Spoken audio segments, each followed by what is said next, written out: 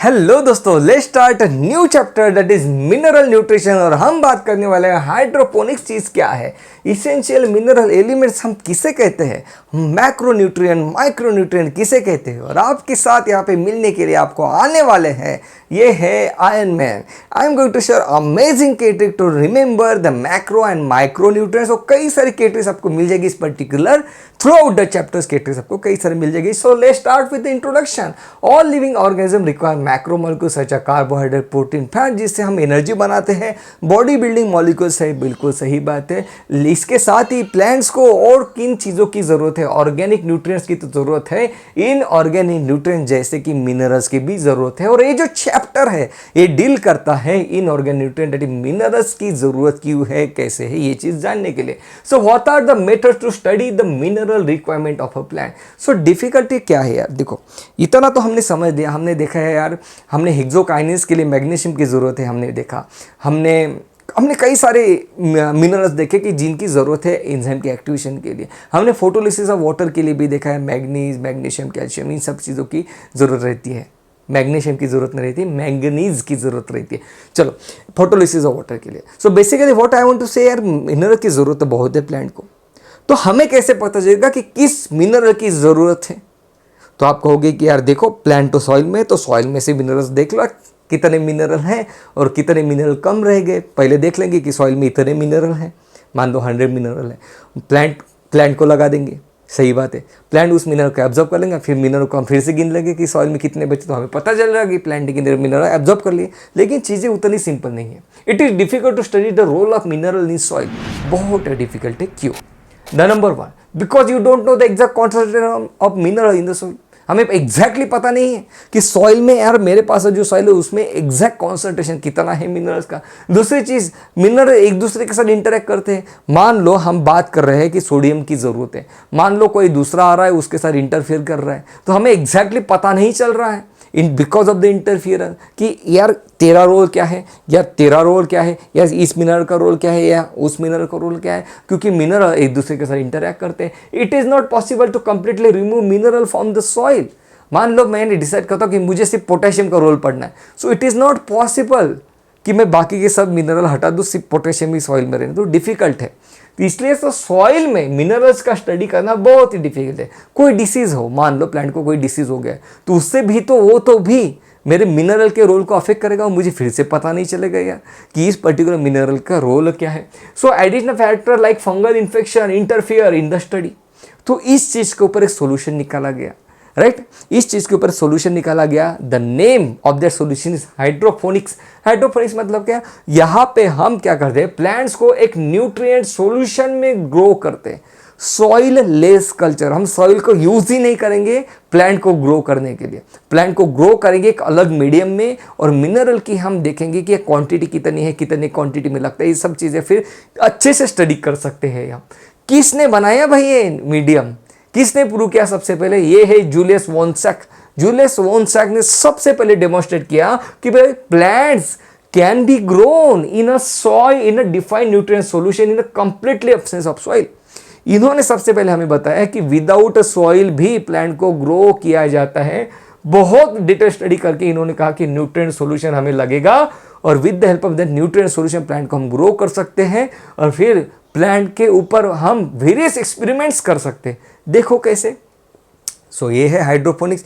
यहाँ पे हमने वाटर लिया, सही बात है, वाटर में कुछ न्यूट्रिएंट्स डाल दिए। अब न्यूट्रिएंट आप डाल रहे हो तो आपको पता है कि आप कौन से न्यूट्रिएंट डाल रहे हो, यही तो हम चाह रहे थे। मान लो मुझे पोटेशियम को स्टडी करना है, मैं पोटेशियम डालूंगा, राइट, और बाकी के जो इंपॉर्टेंट है वो डालते हुए जाऊंगा। मान लो मैंने सोडियम, पोटेशियम, कैल्शियम डाल दिया, नेक्स्ट इसमें मैंने सोडियम, पोटेशियम डाला, कैल्शियम डाला ही नहीं, तो मैं दो प्लांट को ऑब्जर्व करूंगा कि जिसको कैल्शियम दिया उसमें क्या आया, जिसमें कैल्शियम नहीं दिया उसमें क्या डिफिशियंसी आई। Accordingly I can study the role of the mineral, इस तरीके से, सही बात है। तो ये हाइड्रोपोनिक्स में क्या क्या रहता है यार? हाइड्रोपोनिक्स में न्यूट्रिएंट ऐड करने के लिए हमारे पास यहाँ पे फनल है, यहाँ से मैं अलग अलग न्यूट्रिएंट ऐड कर सकता हूँ, जिसे भी मुझे स्टडी करना है, नहीं स्टडी करना, accordingly I can add. Okay, यहाँ पे एरिएटिंग ट्यूब है। एरिएटिंग ट्यूब क्या है भाई? ऑक्सीजनेशन के लिए, एरिएशन तो मुझे लगेगा। यहाँ पे नीचे फ्लॉक फॉर्म नहीं होना चाहिए, उसके लिए भी एरिएशन लगेगा, सही बात है। तो यहाँ पे जो रूट्स है उनको तो ऑक्सीजन तो चाहिए ना यार, तो इसलिए यहाँ पे एरिएशन लगता है। और यार एरिएशन किस चीज़ के लगता है? फ्लॉक फॉर्मेशन हो जाता है यहाँ पे, वो नहीं होना चाहिए, इसके लिए लगता है।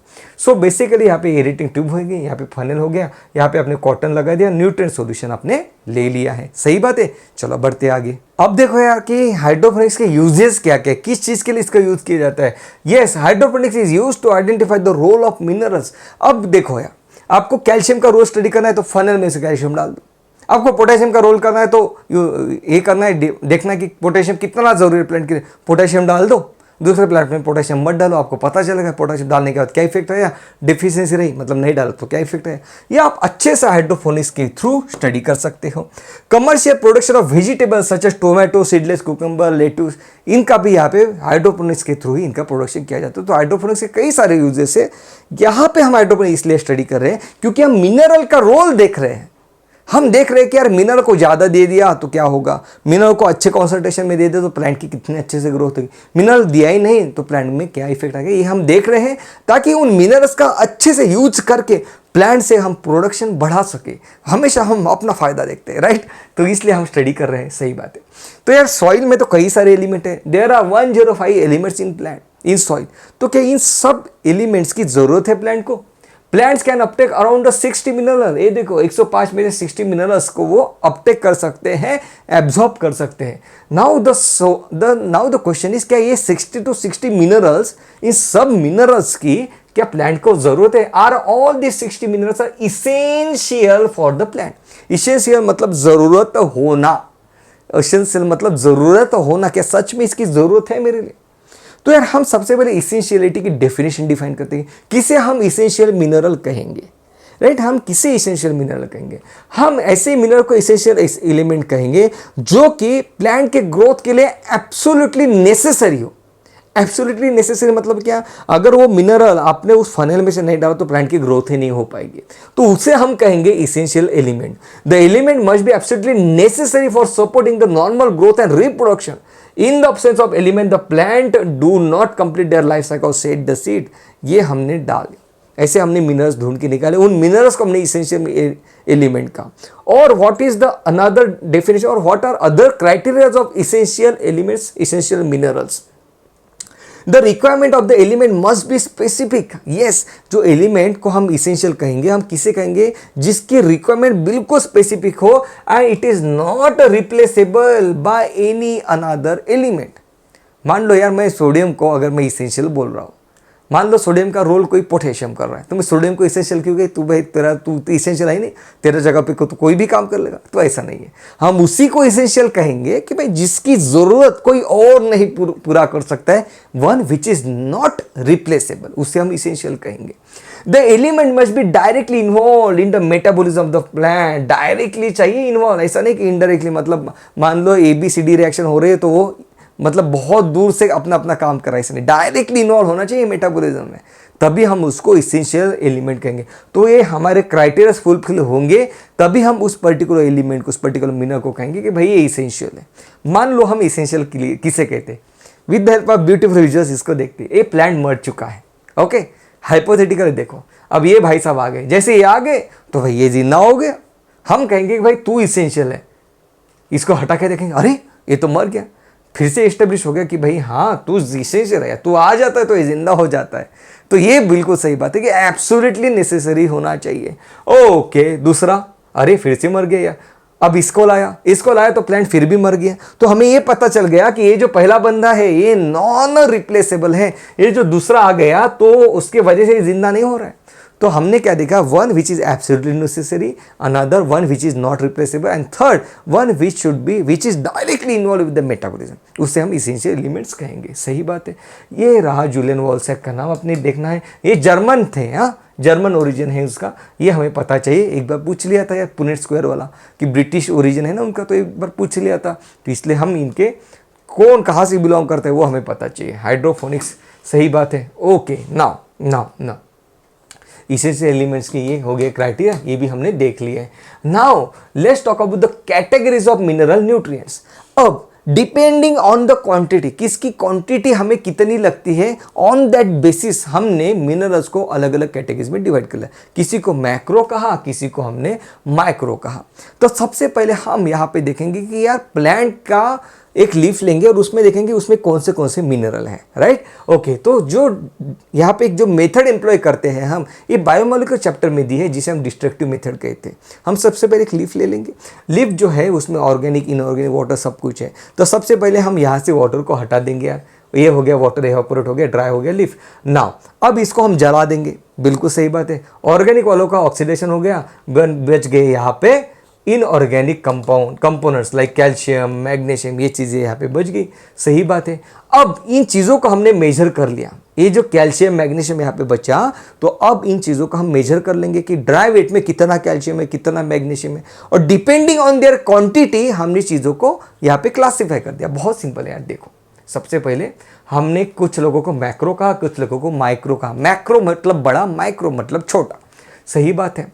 Minerals present in excess of 10 millimole पर केजी ऑफ ड्राई मैटर, मतलब जो ड्राई मैटर हमें यहाँ पे दिखा था ना, ये ड्राई मैटर। इस ड्राई मैटर में the elements minerals present in excess of 10 millimole पर केजी, एक्सेस इससे ज़्यादा 10 यूनिट से ज़्यादा अगर है तो उसे हम कहेंगे मैक्रोन्यूट्रिएंट। अगर 10 यूनिट से वो कम है ड्राई यूनिट्स में, ड्राई वेट में, तो उसे हम कहेंगे माइक्रोन्यूट्रिएंट। तो चलो भाई, माइक्रोन्यूट्रिएंट कौन कौन है और मैक्रोन्यूट्रिएंट कौन कौन है। ये रहे मैक्रोन्यूट्रिएंट इतने सारे, और ये रहे माइक्रोन्यूट्रिएंट इतने सारे, सही बात है। अब यहाँ पे दिक्कत आने वाली है कि इनको याद कैसे रखेंगे, वो भी हम देखेंगे। In addition to this macro and micronutrient, यहाँ पे सिलिकॉन भी है, जो कि हायर प्लांट को जिसकी जरूरत होती है। ये जो माइक्रोन्यूट्रिएंट है, जिस माइक्रोन्यूट्रिएंट हमने किसे कहा, हमने मैक्रोन्यूट्रिएंट किसे कहा, ये सॉरी यार, ये जो ट्रेस एलिमेंट है ना, ये माइक्रो के ऊपर चाहिए, इसे हम ट्रेस कहेंगे, इसे अपन ट्रेस कहेंगे। हाँ, बी केयरफुल। ओके, ना अब यहां पे देखो, most abundant mineral is nitrogen. सबसे ज्यादा क्वांटिटी में जो मुझे दिख रहा है यहाँ पे वो है नाइट्रोजन। और in case of micronutrient which is the most abundant micronutrient is iron. ये भी बिल्कुल सही बात होगी। नाउ अब मेन पॉइंट पे आते हैं यार, ये इन सबको याद कैसे रखेंगे। हमने इतना तो समझ लिया, 10 यूनिट से ज़्यादा है तो मैक्रो, 10 यूनिट से कम है तो माइक्रो, सही बात है। अब माइक्रो को याद कैसे रखेंगे, ये वही है, यहाँ पे आगे माइक्रोमैक्स का मोबाइल लेके आयन मैन। तो हम क्या कहेंगे, ध्यान से देखो, हम कहेंगे the boring zinc and the charming ion man have macromax mobile. Micronutrient आपने जैसे ही देखा तो आप कहोगे माइक्रोन्यूट्रिएंट मतलब माइक्रोमैक्स मोबाइल। हो सकता है आपके पास कोई अलग टाइप की ट्रिक हो, तो आप उसके साथ भी अगर कंफर्टेबल हो तो you can proceed, otherwise you can use this trick, that is your choice. Okay, micronutrients मतलब क्या, boring zinc and charming ion man have Micromax mobile. तो चलो यार, इनके लॉन्ग फॉर्म क्या क्या है, boron, zinc, nickel, copper, chlorine, ion, manganese, और यहाँ पे माइक्रोन्यूट्रिएंट है और मॉलिब्डेनम, सही बात है। तो 8 लोग हैं। अब ये छोड़ के एमसीक्यू में क्या दिया रहेगा आपको, माइक्रो के साथ मैक्रो दिया रहेगा। जो माइक्रो नहीं है वो मैक्रो है। मैं तो जनरली माइक्रो को ही याद रखता था, जो बचा वो मैक्रो है, वो चीज़ सही होगी। ओके, फिर भी अब मैक्रो को भी हम इमरजेंसी के लिए याद रख लेते हैं। मैक्रो, ये मैक्रोमैन की ऐड कर रहा है सलमान का। Macroman Salman chop in the calcium pot and mug, chopping कर रहा है बैठे बैठे, अपने छटपट निकाल लिया और चॉपिंग कर रहा है। वो कहाँ से, chop in the calcium pot and mug में वो चॉपिंग कर रहा है। तो इसके लॉन्ग फॉर्म देखो यार, सल्फर हो गया, carbon, hydrogen, oxygen, nitrogen, phosphorus, calcium, potassium and magnesium, सही बात है। तो ये रहे मैक्रोन्यूट्रिएंट। तो ये बिल्कुल आसान सी ट्रिक है, ये आपको हेल्प कर जाएगी। आपके रूम में, आपके फ्लो चार्ट में ये चीज़ होनी चाहिए, इंपॉर्टेंट है, राइट, बिल्कुल सही बात है। अब बढ़ते हैं आगे। यस, अब यहाँ पे क्या कहा गया यार, चीज़ों को जो है सॉइल से एब्जॉर्ब किया जाता है, लेकिन कार्बन, हाइड्रोजन, ऑक्सीजन, ये जो है इनको कार्बन डाइऑक्साइड और वाटर से डिराइव किया जाता है, कार्बन, हाइड्रोजन, ऑक्सीजन को। बाकी के बारे में कहा गया है कि बाकी के तो form the soil as a mineral nutrients, इनको एब्जॉर्ब किया जाएगा सॉइल से। ये आ रहा है कार्बन, हाइड्रोजन, ऑक्सीजन, ये जो आ रहे हैं ये कार्बन डाइऑक्साइड, वाटर से आ रहे हैं, सही बात है। माइक्रो न्यूट्रिएंट्स और ट्रेस एलिमेंट, जो अभी हमने देखा, माइक्रो मतलब कम क्वांटिटी में, जिसको मतलब ट्रेस हो रहा है बस, तो इसलिए हम उसको ट्रेस एलिमेंट कहते हैं। तो इनके नाम अपने पता करने, मैक्रो प्लस माइक्रो दोनों मिला के 17 इसेंशियल हो जाते हैं, सही बात है। इस छोड़ के कुछ बेनिफिशियल एलिमेंट्स भी हमें लगते हैं। बेनिफिशियल एलिमेंट हायर प्लांट्स को लगते हैं। ऐसे कौन से एलिमेंट्स है जो कि बेनिफिशियल है, वो है sodium, silicon, cobalt and selenium. Sodium, silicon, cobalt and selenium, S2CS, ये इसका ये है, S3C हम इसे कहते हैं ना, sodium, silicon, cobalt and selenium. Okay, सही बात है। ओके, अब बढ़ते हैं आगे। Now what are the diverse functions of the mineral, ये शॉर्ट में इनका हम एक बार इंट्रोडक्शन देख लेते हैं। ऐसे कौन से मिनरल्स है जो कि प्लांट के स्ट्रक्चर में है? तो हमें पता है यार, कार्बोहाइड्रेट में कार्बन, हाइड्रोजन, ऑक्सीजन है, प्रोटीन में नाइट्रोजन है। तो carbon, hydrogen, oxygen and nitrogen, these are called as the structural element of a cell, क्योंकि ये स्ट्रक्चर बना रहे। सेल वॉल में कार्बोहाइड्रेट है, कार्बन, हाइड्रोजन, ऑक्सीजन है, प्रोटीन है, नाइट्रोजन भी आ गया, सही बात। Energy related with the chemical compounds, chlorophyll, okay, energy से भरपूर है, उसके पास इलेक्ट्रॉन है, तो वहां पे आ जाएगा मैग्नीशियम, फॉस्फोरस है, एटीपी, सही बात है। Related with the osmotic potential cell, सही बात है। ये कौन है? ऑस्मोटिक पोटेंशियल के थ्रू स्टोमेटा की ओपनिंग क्लोजिंग कौन कराता है? पोटेशियम, बिल्कुल सही बात है। तो ये तो था कि भाई अलग अलग मिनरल्स के अलग अलग फंक्शन है। Coming up next, the mineral nutrition का toxicity of minerals and deficiency of minerals के बारे में बात करेंगे। ये वीडियो अच्छा लगे तो वीडियो को लाइक और चैनल को सब्सक्राइब करना मत भूलना। That was all about this, see you in the next video, take care, bye bye.